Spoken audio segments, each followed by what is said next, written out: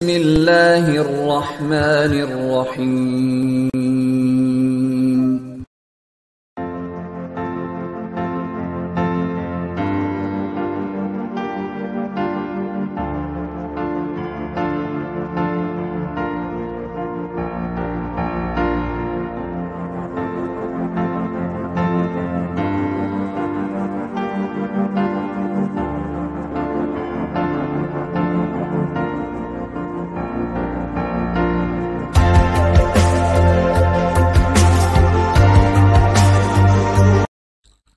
बिस्मिल्लाहिर्रहमानिर्रहीम। अस्सलाम वालेकुम डियर स्टूडेंट्स, उम्मीद करता हूँ कि आप सब खैर और आफियत से हैं।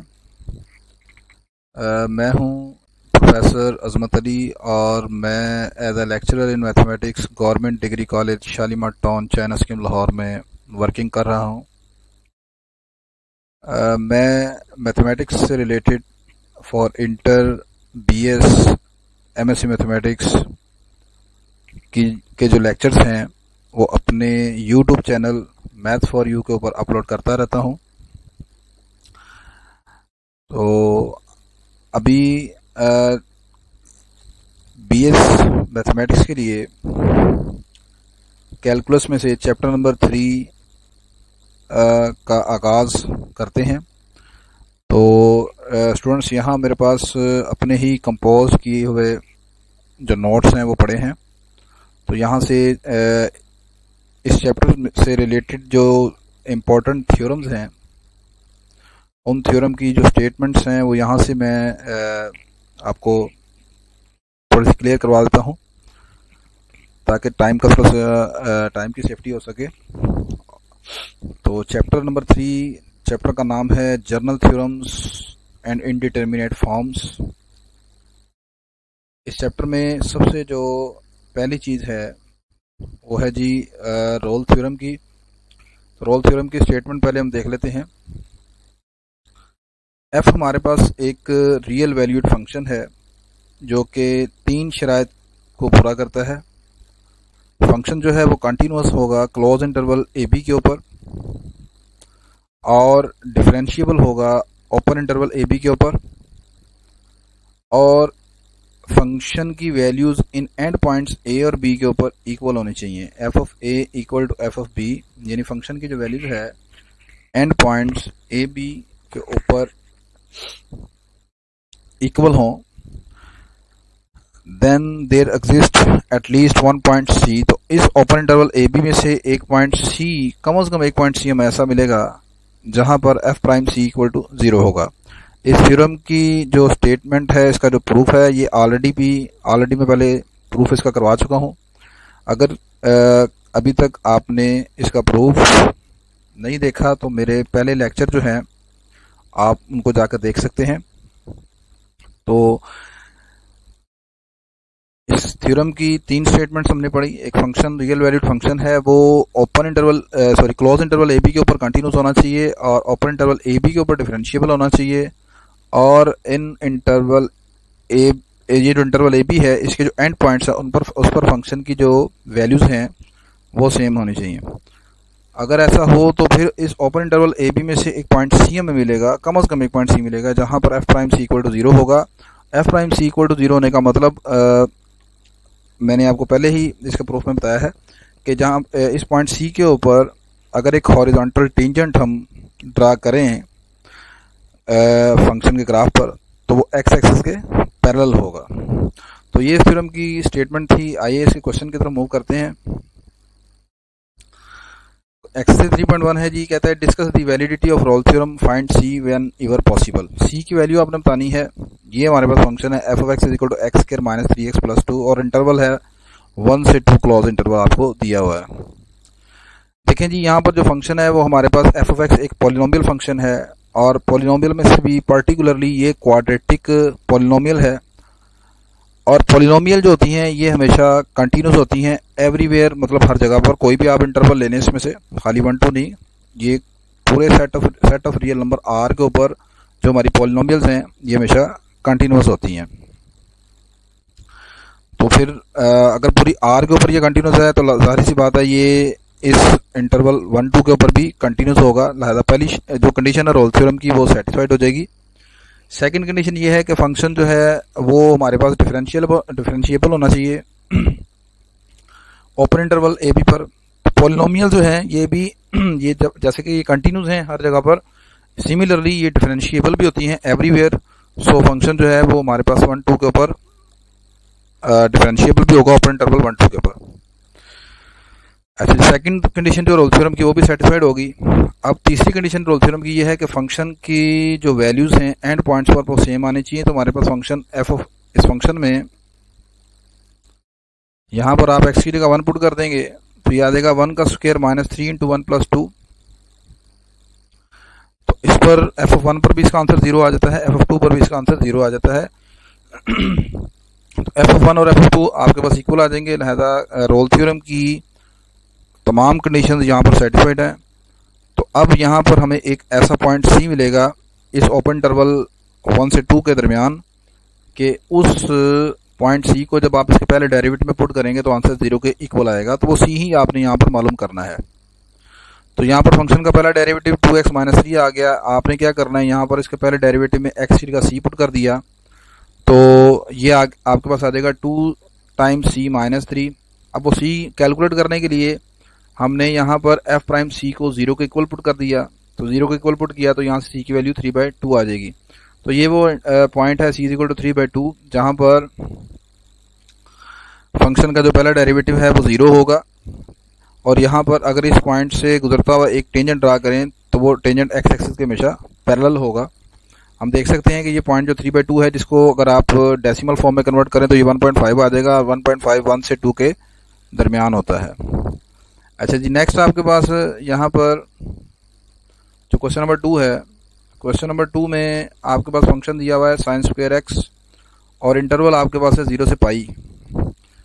तो ये ट्रिग्नोमेट्रिक फंक्शन है। ट्रिग्नोमेट्रिक फंक्शन ये जो साइन जो ट्रिग्नोमेट्रिक फंक्शन है, ये जस्ट साइन का अगर आप स्क्वायर ले लें तो ये साइन फंक्शन जो है इसकी चूंकि डोमेन आपके पास set of real number R है, साइन स्क्वायर जो है उसकी डोमेन भी set of real number R ही है। यानी ये फंक्शन जो है ट्रिग्नोमेट्रिक फंक्शन ये कंटिन्यूस है क्योंकि इसका आंसर फाइनाइट आंसर है eight every value of the interval. लिहाजा इस इंटरवल 0 से पाई के दरमियान भी अगर आप यहाँ पर कोई भी वैल्यू पुट कर लें तो इसका कोई भी आंसर देखें इन्फिनिटी नहीं बनता। देखें फंक्शन डिसकंटिन्यूस यहाँ पर तब होगा अगर वो इन्फिनिटी प्रोड्यूस करेगा। ठीक है, इन्फिनिटी प्रोड्यूस करे या आपके आंसर जो हैं वो योटा फॉर्म में आ जाएं तो फिर उस सूरत में हम कहेंगे कि आपका फंक्शन जो है वो डिसकंटिन्यूस हो गया। तो खैर 0 से पाई के दरमियान आप कोई भी वैल्यू यहाँ पर फंक्शन में पुट करते हैं, आपका आंसर जो है वो ऑटोमेटिकली एक फाइनाइट नंबर आएगा। लिहाजा मैं कह सकता हूँ कि फंक्शन जो है वो कंटिन्यूस है इस इंटरवल पर। लिहाजा फंक्शन रोल थ्योरम की पहली शर्त को पूरा कर गया। फंक्शन की दूसरी शर्त के मुताबिक फंक्शन जो है वो डिफरेंशिएबल होना चाहिए। तो डिफरेंशिएबल होने के लिए यहाँ पर मुझे क्लियरली नहीं नज़र आ रहा कि फंक्शन डिफरेंशिएबल है या नहीं है। तो उसके लिए मैं सबसे पहले यहाँ पर फंक्शन का पहला डेरिवेटिव कैलकुलेट कर लेता हूँ। पिछले क्वेश्चन में हमने पहला डेरिवेटिव कैलकुलेट नहीं किया था, वहाँ पर भी मतलब आप इसको यहाँ पर कैलकुलेट करके भी आइडिया लगा सकते हैं। तो यहाँ पर फंक्शन का पहला डेरिवेटिव आ गया 2 sin x cos x, sin 2x के इक्वल आ गया। तो sin 2x है। अब साइन ये साइन फंक्शन बन गया, एंगल यहाँ पर 2x आ गया। तो साइन फंक्शन मैंने आपको बताया है कि हर जगह पर कंटिन्यूअस है। तो ये अब ये जो फंक्शन का पहला डेरिवेटिव है which is finite at every point of the interval, ये इस इंटरवल के हर पॉइंट के ऊपर फाइनाइट है। लिहाजा जनाब ये गिवन फंक्शन जो है डिफरेंशिएबल हो गया 0 से पाई के दरमियान। So second condition of Rolle theorem is also satisfied. तीसरी कंडीशन ये है कि फंक्शन की वैल्यूज जो है वो एंड पॉइंट्स पर बिल्कुल एक जैसी होनी चाहिए। तो यहाँ पर फंक्शन की वैल्यू पहले 0 पर कैलकुलेट की तो हम जानते हैं साइन स्क्वायर 0 साइन 0 0 होता है, तो 0 का स्क्वायर करेंगे तो 0 ही आ जाएगा। इसी तरह सिमिलरली एफ ऑफ पाई अगर आपने निकालना है तो यहाँ पर साइन स्क्वायर पाई का मतलब है साइन पाई का होल स्क्वायर। तो साइन पाई भी 0 के इक्वल है, तो 0 का स्क्वायर आ गया, 0 का स्क्वायर 0 हो गया। तो एफ ऑफ 0 और एफ ऑफ पाई आपस में इक्वल आ गए। तो यहाँ पर फंक्शन की दोनों शराइत रोल थ्योरम की जो दोनों शराइतें फंक्शन ने पूरी कर दी हैं। अब यहाँ पर एक पॉइंट सी में मिलेगा इस इंटरवल 0 से पाई के दरमियान। वो कैसे निकालना है, फंक्शन के पहले डेरिवेटिव में हमने एक्स का सी पुट करना है और फंक्शन का पहला डेरिवेटिव हम निकाल चुके हैं, sin 2x के इक्वल है। यहाँ पर एक्स की जगह हमने सी पुट कर लिया। अब सी पुट करने के बाद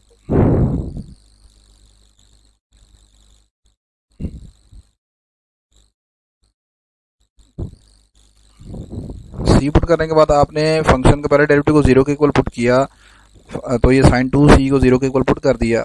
तो यहाँ से साइन जो है वो दूसरी तरफ जाकर साइन इनवर्स 0 हो गया, तो 2 टाइम्स सी आ गया। अब देखें साइन 0 जो है वो पाई के तमाम इंटीग्रल मल्टीपल्स पर साइन 0 होता है, तो यहाँ से सी की वैल्यू ये 2 आ जाएंगी जी। ठीक, तो यहाँ पर सी की ये 2 वैल्यूज आ जाएंगी, एक 0 और एक सी की वैल्यू आ जाएगी π/2। और ये अब यहाँ पर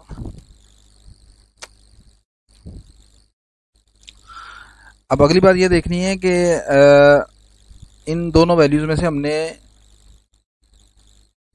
वो वाली वैल्यू लेनी है जो इस इंटरवल के अंदर लाई करती हो।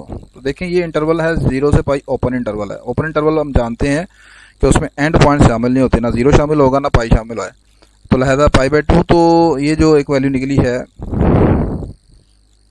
ये जो एक वैल्यू π/2 निकली है वो तो यहाँ पर इस इंटरवल के अंदर लाई करती है, लेकिन 0 चूंकि इस इंटरवल से बिलोंग नहीं करता, लिहाजा यहाँ पर जो वैलिड वैल्यू ऑफ सी है जो कि इस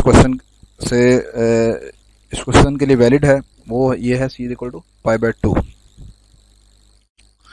नेक्स्ट क्वेश्चन नंबर 3 में फंक्शन हमारे पास दिया हुआ है f(x) equal to 1 minus x की पावर 3/4 ऑन इंटरवल -1 से +1।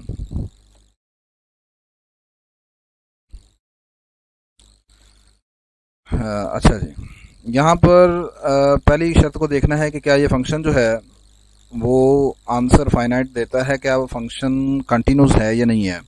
कंटिन्यूस के मतलब मैं फिर दोबारा आपको बता रहा हूँ कि कंटिन्यूटी यहाँ पर कैलकुलस में दो तरह से आपने चेक करनी है। क्या इस गिवन फंक्शन के आंसर किसी नंबर पर, किसी एक्स की वैल्यूज पर इन्फिनिटी तो नहीं बनते, और सेकंड वन ये चेक करना है क्या वहाँ पर जो आंसर आ रहे हैं वो रियल हैं, यानी योटा फॉर्म में तो नहीं आ रहे। तो इन दो चीज़ों को हमने चेक करना होगा। अच्छा जी, यहाँ पर कंटिन्यूटी की पहली कंडीशन के मुताबिक आप देखें, here f(x) has a no real output at every value of the given interval. आपका जो फंक्शन है वो x की हर वैल्यूज के लिए रियल आउटपुट नहीं रखता। फॉर एग्जांपल अगर आप यहाँ पर फंक्शन में x की जगह -1 पुट कर लें तो आपका जो फंक्शन है f(x) जो है वो रियल नहीं आएगा। क्यों? जब आप -1 की पावर 3/4 यहाँ पुट करते हैं तो आप उसको सोल्व करके देखें। अच्छा जी, मैं यहाँ पर आपको ये बता रहा था कि आप अगर यहाँ पर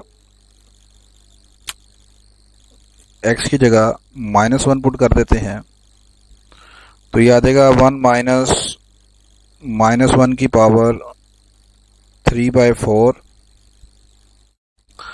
अब यहाँ पर ये देखें 1 माइनस, अगर आप यहाँ पर क्यूब इसे लिखते हैं -1 की पावर 3 और होल पावर 1/4,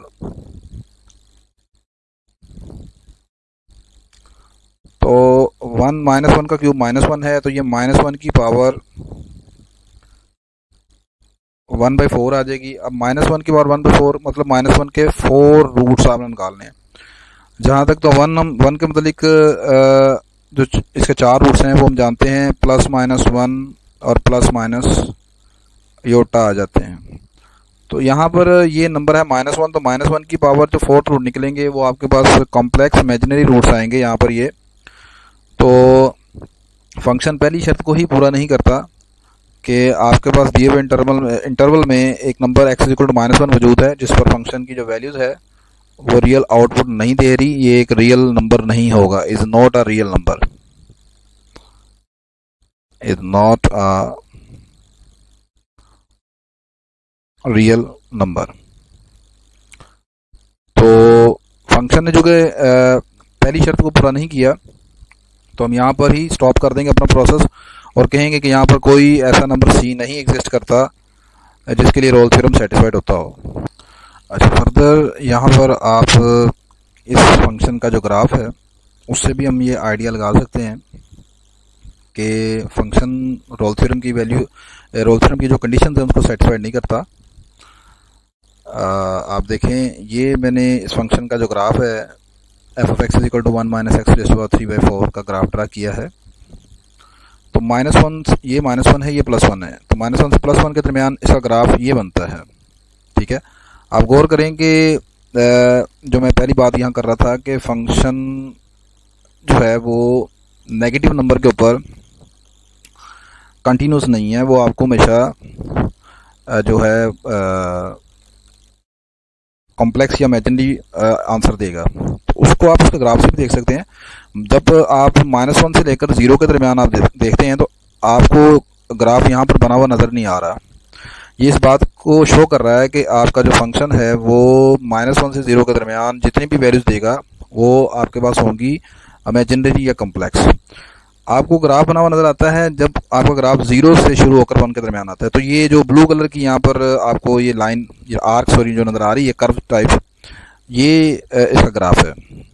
ठीक है, तो ग्राफिकली भी हमने देख लिया, वैसे मैंने आपको वैल्यू पुट करके भी दिखा दी कि फंक्शन आपका कंटिन्यूस नहीं है -1 से +1 के दरमियान। अब इसके अलावा अगर मजीद इतनी डिटेल में नहीं भी हम जाते, यहाँ पर जो ग्राफ है ये पेपर पॉइंट ऑफ व्यू से तो आपने नहीं बनाना होता, ये जस्ट आपको कॉन्सेप्ट क्लियर करने के लिए यहाँ पर मैंने ड्रा करके दिखाया आपको। अच्छा, मैं बता रहा था कि अगर आप इतनी डिटेल में नहीं भी जाते तो आप सिर्फ ये देखें कि आपका जो ये फंक्शन है ये रोल थ्योरम की तीसरी कंडीशन को सेटिस्फाई नहीं करता।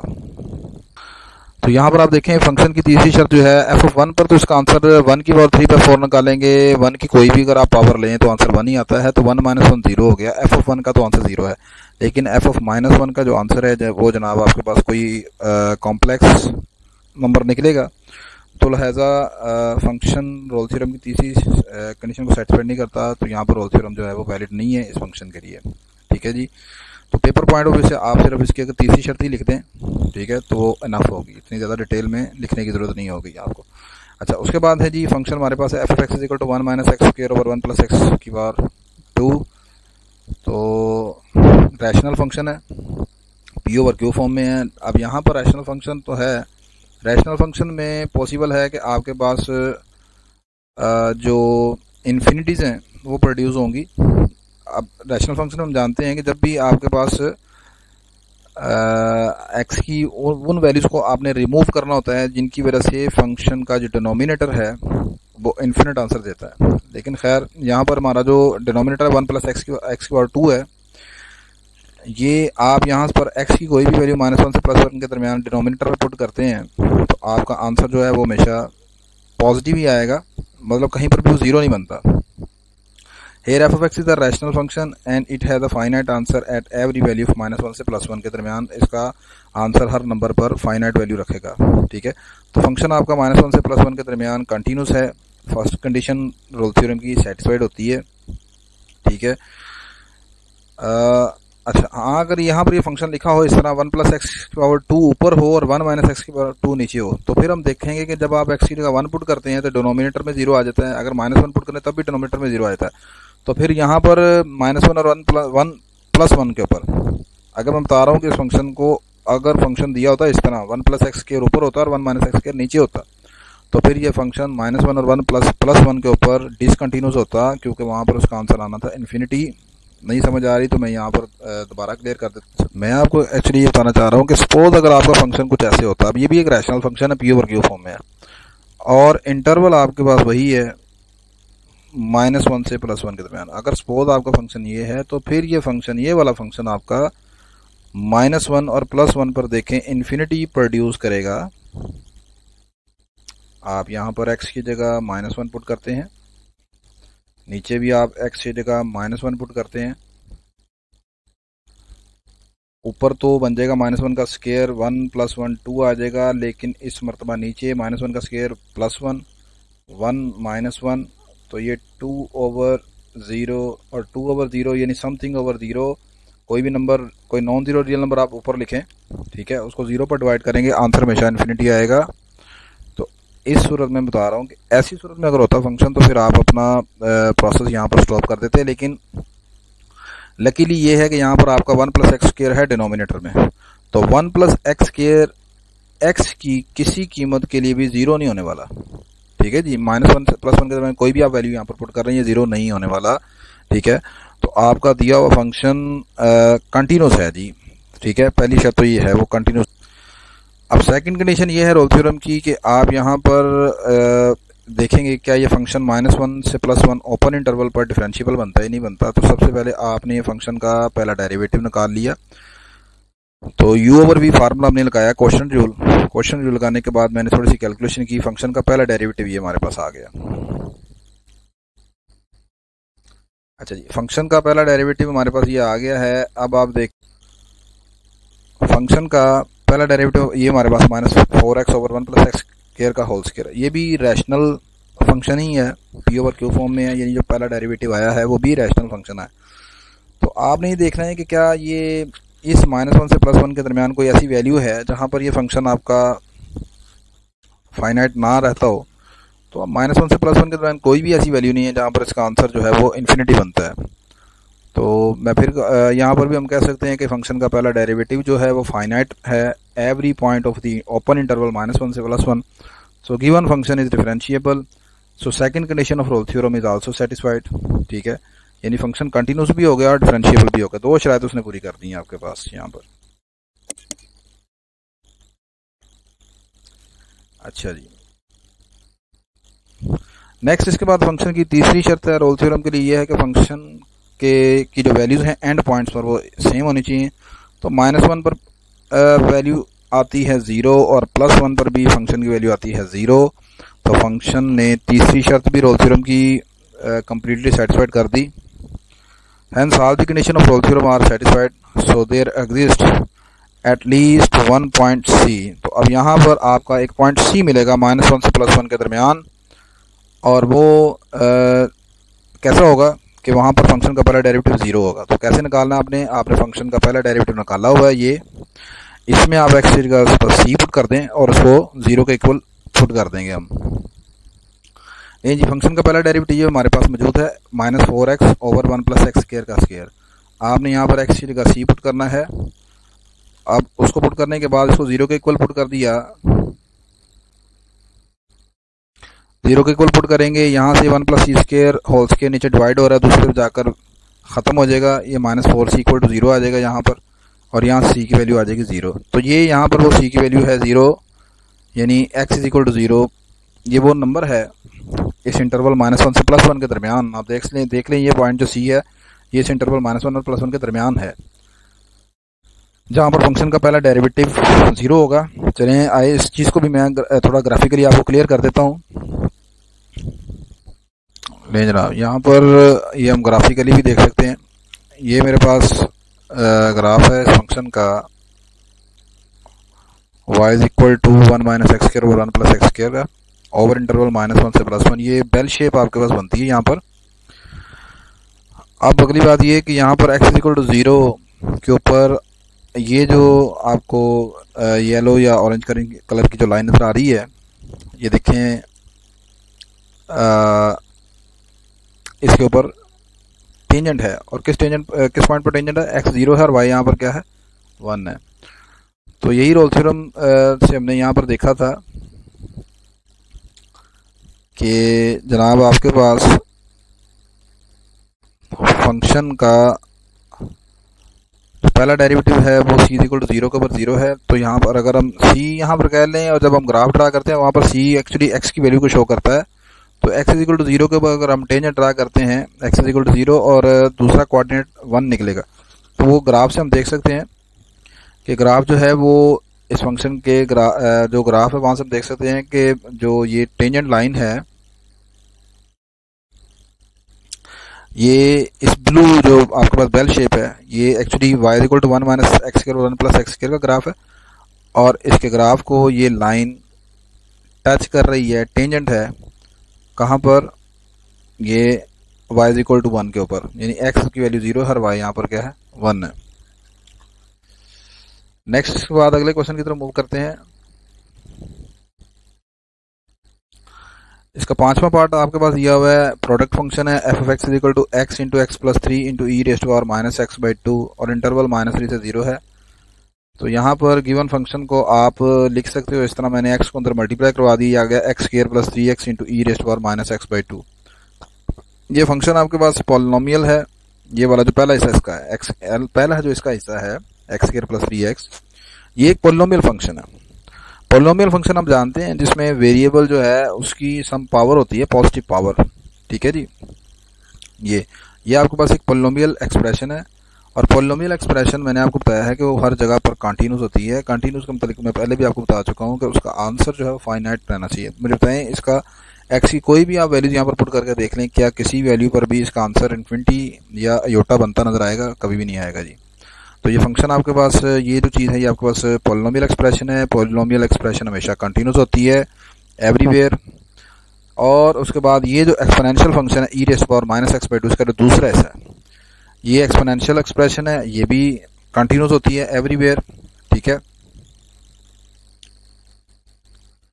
अच्छा जी, अब यहाँ पर अलहदा ये जो हमारा दिया हुआ फंक्शन है ये प्रोडक्ट है दो फंक्शन का, यानी एक्स स्क्वायर प्लस 3x का और ई की पावर माइनस एक्स बाई 2 का। अब अगर पहली चीज़ कंटिन्यूस है और दूसरा हिस्सा भी इसका कंटिन्यूस है तो ये पूरा टोटल फंक्शन जो है ये भी हमारे पास कंटिन्यूस होगा। तो लिहाजा पहली कंडीशन जो है रोल्स थ्योरम की सेटिस्फाइड हो गई। सेकंड कंडीशन के लिए मैंने इसका पहला डेरिवेटिव कैलकुलेट कर लिया। पहला डेरिवेटिव कैसे कैलकुलेट करना है आप जानते हैं, यहाँ पर इस प्रोडक्ट रूल आप इस्तेमाल करेंगे। प्रोडक्ट रूल इस्तेमाल करने के बाद कुछ थोड़ी सी कैलकुलेशन आपको करेंगे तो ये हमारे पास इसका पहला डेरिवेटिव आ जाएगा। अब ये फिर पहला डेरिवेटिव जो है ये आप देख लें, यहाँ पर x की इस इंटरवल में से कोई भी वैल्यू पुट करके देख लें। ये हिस्सा x square minus x minus 6, ये जो दूसरा हिस्सा है ये आपके पास है, फिर पॉलिनोमियल है पहला, फिर एक्सपोनेंशियल है। तो ऊपर जो मैंने आपको बात बताई है उसी तरह फिर ये पूरे का पूरा फंक्शन फिर आपके पास कंटिन्यूस होगा। फंक्शन का पहला डेरिवेटिव का फाइनाइट होना, या मैं ये कहूँ कि फंक्शन का पहला डेरिवेटिव कंटिन्यूस है, वो ये शो करता है कि आपका फंक्शन जो है वो डिफरेंशिएबल है इस इंटरवल पर। सो सेकंड कंडीशन रोल्स थ्योरम की आपके पास यहाँ पर सेटिस्फाइड हो गई। अब थर्ड कंडीशन ये है कि एंड पॉइंट्स पर आपने इसकी वैल्यू को कैलकुलेट करना है। तो यहाँ पर जनाब एफ ऑफ -3 0 के इक्वल आ जाएगा, एफ ऑफ 3 और जो दूसरा एंड पॉइंट एफ ऑफ 0 वो भी 0 के इक्वल आ जाएगा। दोनों एंड पॉइंट्स पर आंसर सेम आएगा। लिहाजा all the conditions of Rolle's theorem are satisfied, so there exist at least one point. तो यहाँ पर एक पॉइंट सी मिलेगा, कम से कम एक पॉइंट सी ऐसा होगा जहाँ पर फंक्शन का पहला डेरिवेटिव जो है वो 0 के इक्वल आएगा।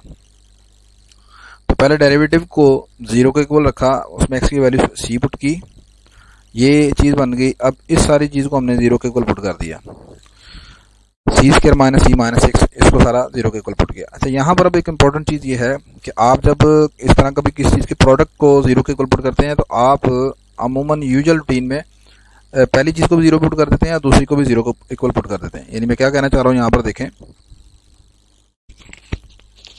मैं एक्चुअली यहाँ पर ये कहना चाह रहा हूँ कि जब भी आप सपोज समटाइम जब आप जैसे फैक्टराइजेशन करते हैं, लाइक एज आपने लिखा हुआ देखा x plus 2 into X plus 3, ये प्रोडक्ट है और इक्वल टू 0 लिखा हुआ है। तो आप अपनी रूटीन वर्क में ये करते हैं कि आप x प्लस 2 को इक्वल टू 0 पुट कर देते हैं और x प्लस 3 को भी 0 के इक्वल पुट कर देते हैं। लेकिन ये हमेशा ऐसा ट्रू नहीं होता। एक्चुअली देखें, जो दो चीज़ों का प्रोडक्ट है उनका 0 होना कब पॉसिबल होता है? देखें आपके पास लिखा हुआ है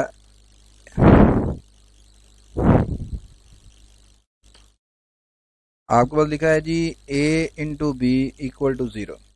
ये दो नंबर इनका प्रोडक्ट 0 कब हो सकता है कि आइदर